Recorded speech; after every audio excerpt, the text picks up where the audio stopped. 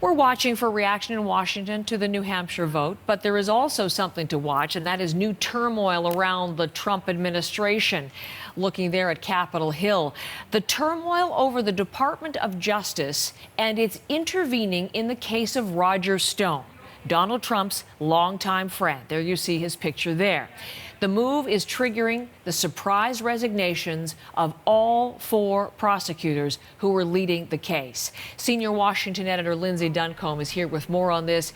This is something that began with Donald Trump's Twitter feed, once again, Lindsay, but it has escalated into really people very concerned about his moves and interference in the administration of justice. We're going to talk about all of this. Let's go to Roger Stone and remind us how he figures in this story. Yeah, Roger Stone, Heather, is a long-time Republican political operative. This is a guy who has Nixon tattooed on his back. He's also been a long-time ally and advisor to Donald Trump. He was convicted in November related to the Mueller inquiry, the investigation into election interference by the Russians in 2016. His conviction, 7 counts, stemmed from lying to Congress and obstructing the investigation. So what's supposed to happen this month is he's supposed to be sentenced later on. And prosecutors put forward their filing of how much jail time they thought Roger Stone should serve. Their recommendation was 7 to 9 years. And now, once that recommendation was filed, the Justice Department came in and said, that's too tough. And that's something that really has many people worried, because the idea that the sentence that was put forward by the career prosecutors was too tough followed a tweet by the President of the United States saying that such a tough sentence would be a miscarriage of justice. So questions about the influence of the White House on the Department of Justice, these are not new questions. There has long been concerns about the Department of Justice led by Bill Barr and its relationship to Donald Trump. Donald Trump is doing nothing to back away from that today, Heather. He continues to tweet about the case. Here's what he said this morning. Congratulations to Attorney General Bill Barr for taking charge of a case that was totally out of control and perhaps should not have even been brought.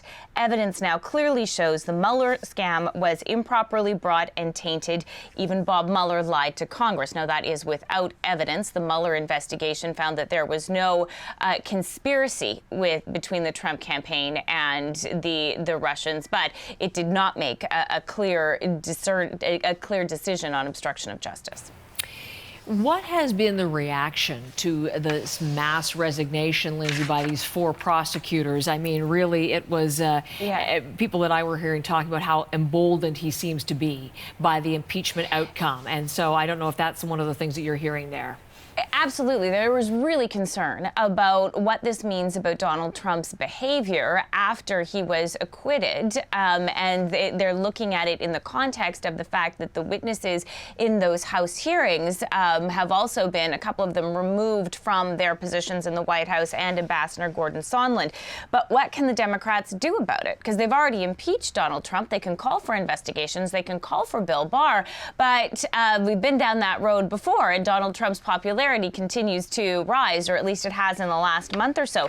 Here's what Nancy Pelosi tweeted after these developments. She said, by tweet, Donald Trump engaged in political interference in the sentencing of Roger Stone.